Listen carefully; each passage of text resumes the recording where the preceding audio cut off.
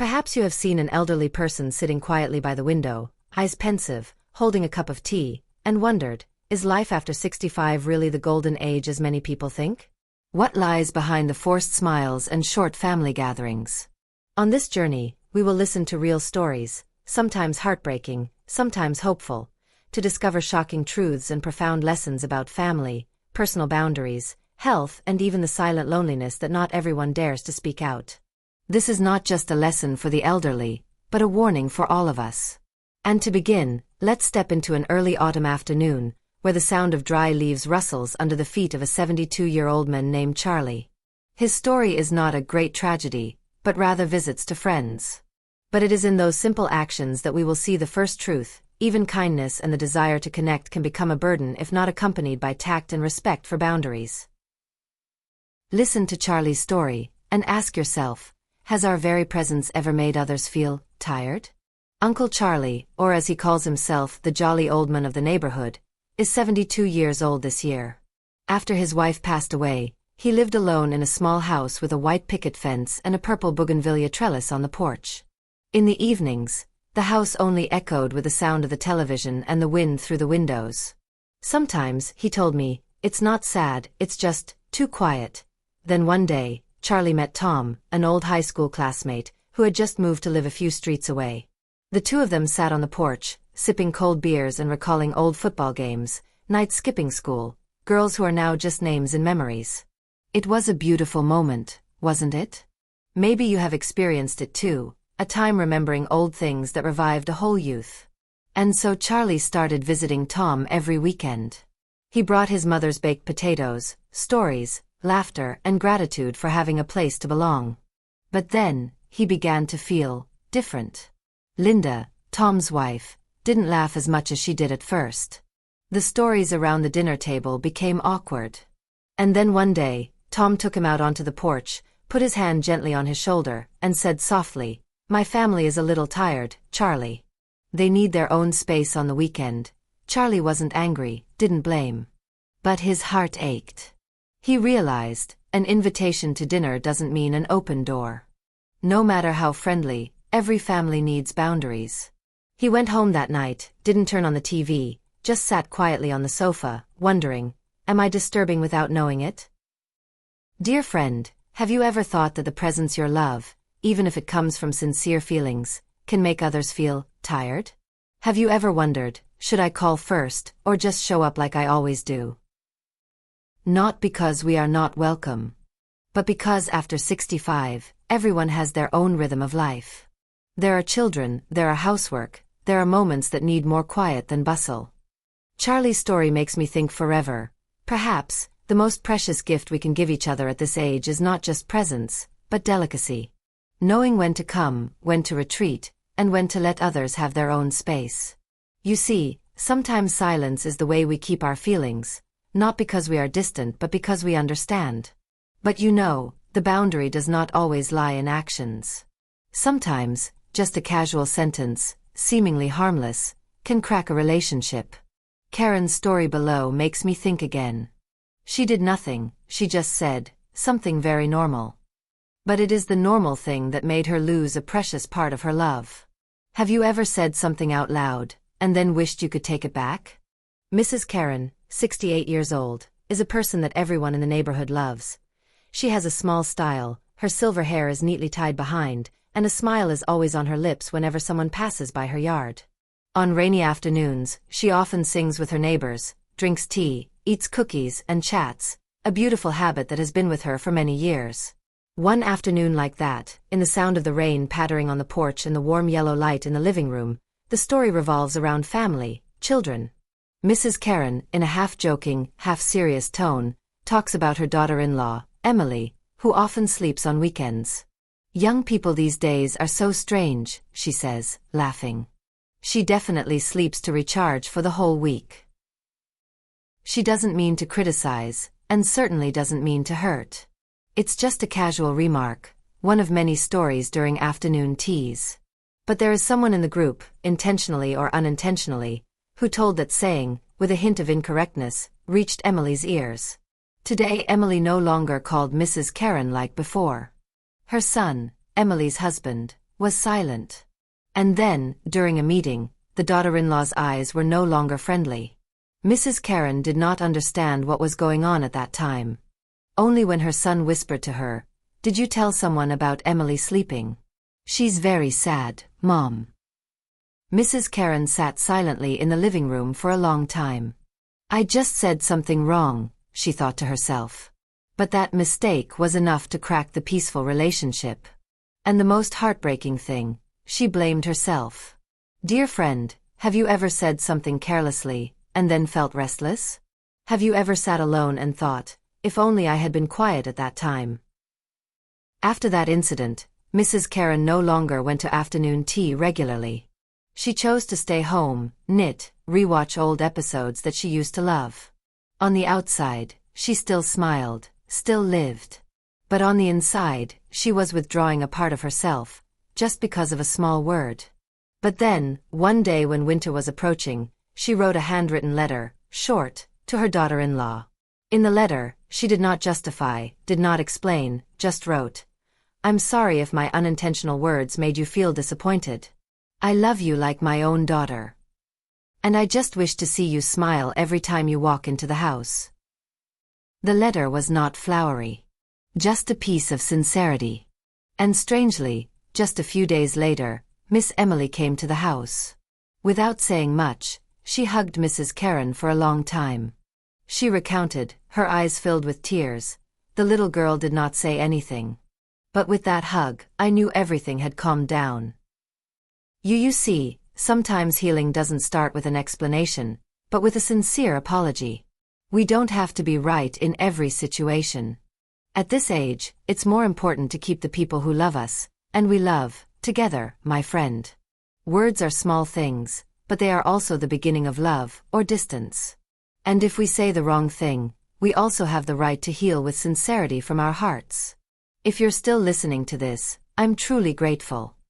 These stories aren't easy to tell, and they probably aren't easy to listen to either, but if they touch a part of your heart, then maybe we're on a meaningful journey together. If you find these things helpful, you can like this video to let me know you're still with us. And if you want to continue listening to these gentle stories, subscribe to the channel and turn on the notification bell, so that next time, when I have something to share, I can still sit here and tell you. You see, sometimes a small word can crack a relationship, and sometimes, no words are needed at all. Just stepping into a house that is too luxurious or sitting at a strange dining table, people can feel shy and disappointed. The next story is about distances, not geographical distances, but distances in feelings. And it often comes from something that is very difficult to say, money. Please listen to the third story, to see how between loved ones, an unnamed distance can silently appear just because of economic differences. Once, Mrs. Cara, a friend I love, told me while we were drinking tea on the balcony. I stopped by my best friend's house and couldn't sleep all night. Not because she did anything wrong, but because I felt small in my own friendship.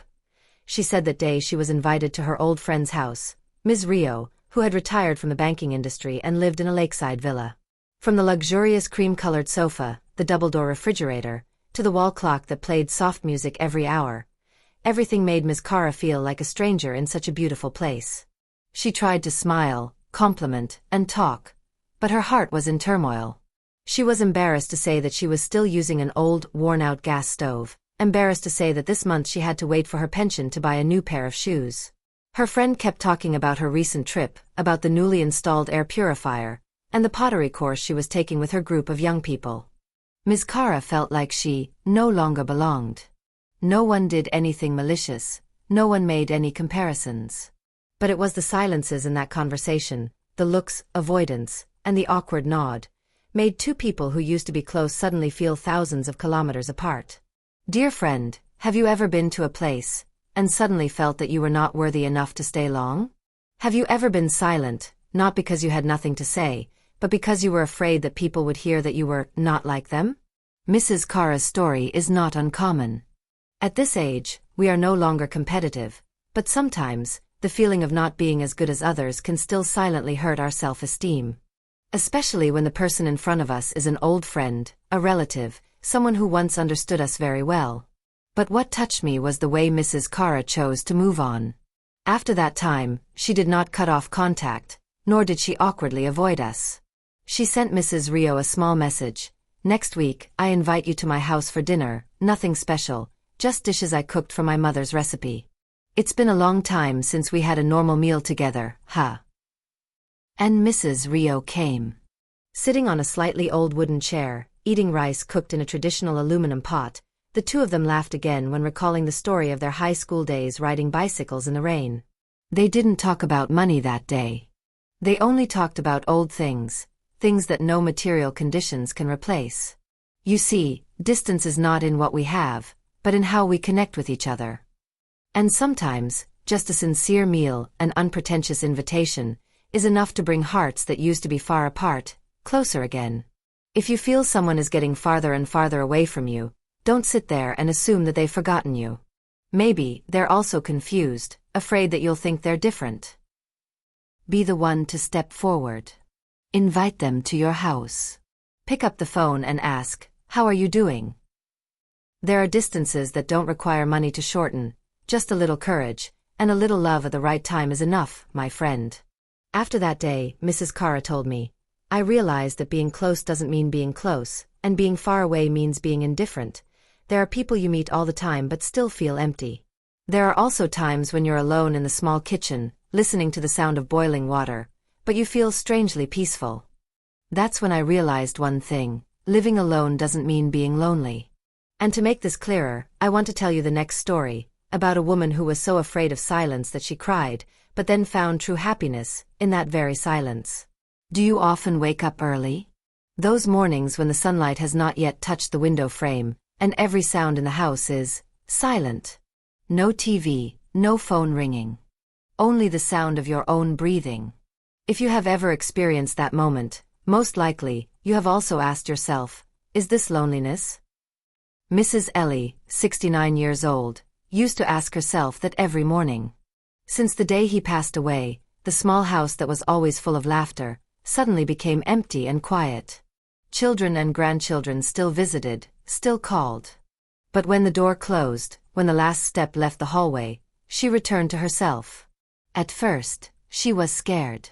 She turned on the TV all day so that there would be noise in the house. She turned on the radio even though she couldn't hear clearly. Just to feel that she wasn't left behind. Once, she whispered, "There's too much silence in the house, my child. It makes me hear thoughts that I thought I had forgotten." But then, one day, it rained lightly. She made a pot of lotus tea, sat on an old wooden chair on the porch. No music, no TV. Only the sound of rain, the sound of leaves.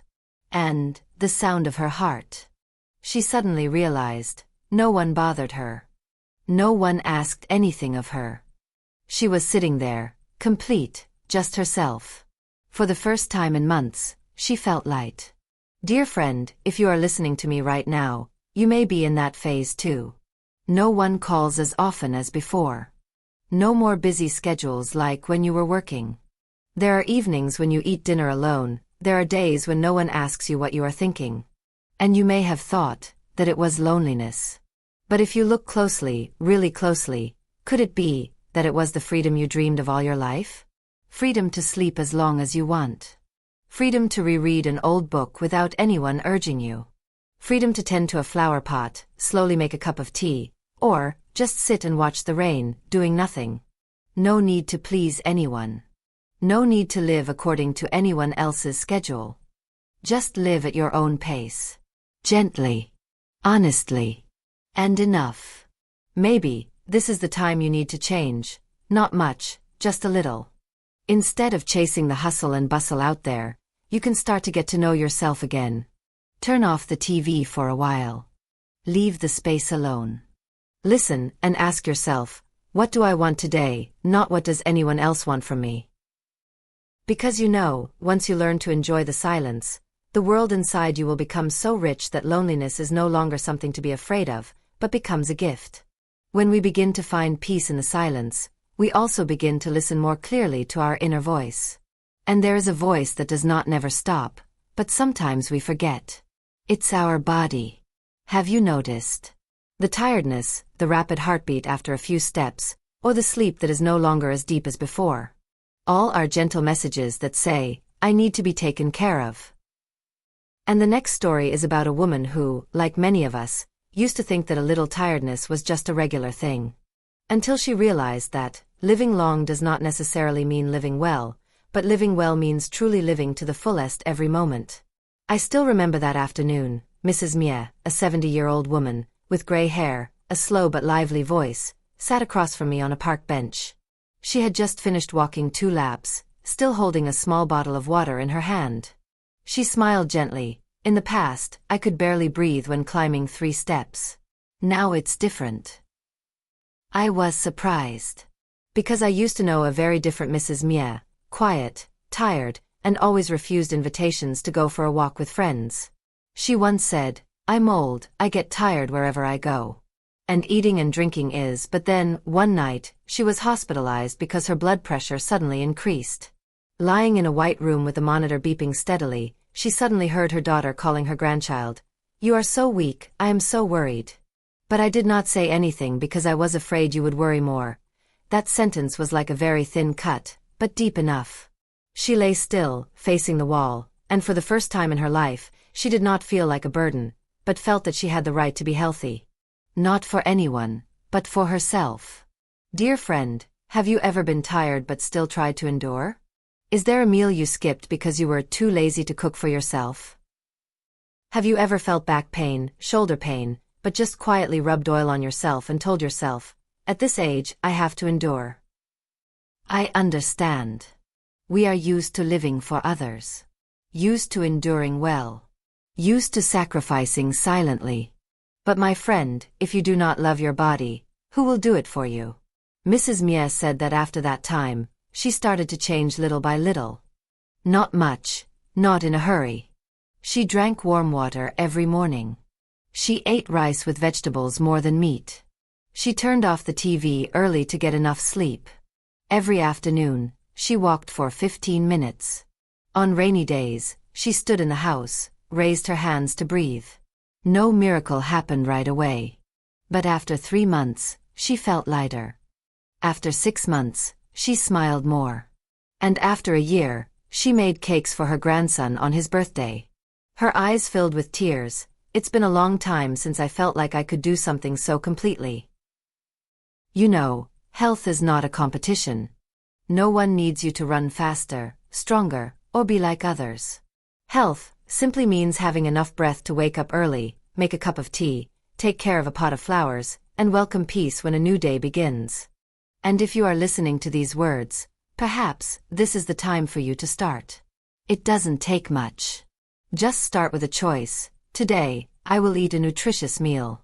Today, I will walk a few steps, breathing slowly. Today, I will take care of my body, the way I have taken care of others all my life. Because you deserve an old age that is not only long, but also healthy enough to live deeply, live happily, and live true to yourself. When we start taking care of our bodies, even with small actions, we gradually feel that we are living again. Not just existing, but truly present, in every morning, every bowl of rice, every moment with the people we love. Because health, after all, is not only for us to live longer, but also for us to be able to embrace our family once again. And perhaps, just like Mrs. Sophia in the upcoming story, you will see, even though life sometimes loses its rhythm, there are things we have not had time to say. Family, if you know how to preserve it, is always a place you can return to. There was a time when Mrs. Sophia lived in a house with full amenities, neat and quiet, but there was no sound of people. No more laughter from her children and grandchildren, no more busy cooking sessions on death anniversaries, no more people accidentally dropping a glass that made her say, "Be careful, that glass is a memory." Everything was neat. But too neat. To the point that there was no life. Do you understand that feeling? A house that is not messy, not chaotic, no one quarrels, but no one to wait for. A tray of cooked food, then put in the refrigerator because there is not enough to eat. A phone that is always fully charged, but rarely rings. Mrs. Sophia used to have a warm family. Her husband died early, but her 2 sons are both successful and obedient. Yet, just because of a misunderstanding, a sentence that was not explained in time, a time when her son blamed his mother for interfering too deeply in their marriage, she kept silent. And then, the distance grew, to the point that no one dared to speak first anymore. She did not blame. But she did not speak up either. Until one day, she happened to look at an old photo album. A picture of her eldest son at the age of 7, smiling with his eyes holding a flower pot his mother gave him on the occasion of the graduation ceremony. Another picture of the whole family gathered around a hot pot on New Year's Eve. Everyone's face was shiny with steam, their eyes were sparkling. She looked at it for a long time. And then, she burst into tears. No noise. Just a soft sob, and tears running down her shirt. Maybe, I was partly wrong, she thought to herself. I love my child, but I don't say it. I'm sad, but I choose to stay silent. Dear friend, if you're listening to these words, I wonder, are you keeping something in your heart that you haven't said? A relationship that used to be so close, but now seems so far away? It doesn't have to be a big deal. It's just that it's been a long time since I asked you, how's work going? It's been a long time since I told my grandson, I miss your laughter. It's been a long time since I sent a text message, didn't initiate a conversation, because I thought he's busy, or well, he's old, don't bother him. But my friend, love, doesn't bother anyone. Love is a kind of light, that when lit, it naturally spreads. That day, Mrs. Sophia did something very small. She cooked the dish that her eldest son loved the most since he was a child, then wrapped it carefully, called him, if you're free, can you come over to me for a bit? I cooked your favorite dish. It's just that I haven't seen you eat for a long time, I miss. Her son was silent for a moment. Then said, I'll be right there. It's true, just a small change, a whole door can open. And if you're thinking of someone when you hear these words, maybe, that's the person you should approach first. No need something big. A phone call. A meal. A very simple question, are you okay lately? Because family doesn't need to be perfect. Just enough. And when we are brave enough to step closer, we will see, there is a place, always waiting for us to return, as long as we are willing to open our hearts. When we have spent a lifetime cultivating, sacrificing, and caring for others, then at some point, we should ask ourselves, now, am I living with peace of mind, or are there still things that make me feel guilty, dependent, and uneasy? So that every time I have something to tell, you will be the first to hear it. Thank you for walking this journey with me. We will meet again. In another story, in a very quiet afternoon, and in a soul that is ready to listen more, love more. Wishing you peace. Because financial independence is not about having a lot of money, but having enough initiative to live the way you feel at peace, without constraints, without disturbing, nor being disturbed. And Mrs. Hannah, the woman in the story that is about to end, has found that serenity, not in the bank, but in simple meals, afternoons sitting with her children and grandchildren, and something more precious than anything, self-control. Mrs. Hannah is 68 years old this year. Living alone in a small house on the outskirts of town, where there is an old bougainvillea trellis, a faded wooden gate, and the sound of birds singing every morning. Her life is not too outstanding. She is a retired elementary school teacher, 35 years of teaching, living frugally, speaking little, doing everything carefully. But if you ever sat down to drink tea with her, you would understand, she has a peace that not everyone at her age has. An unhurried look, an unforced smile, a slow, just right answer. I once asked her, what is the secret that helps you live so peacefully, while others at this age are still worrying about hospital bills, money to support their children and grandchildren, or are afraid of becoming a burden? She did not answer right away.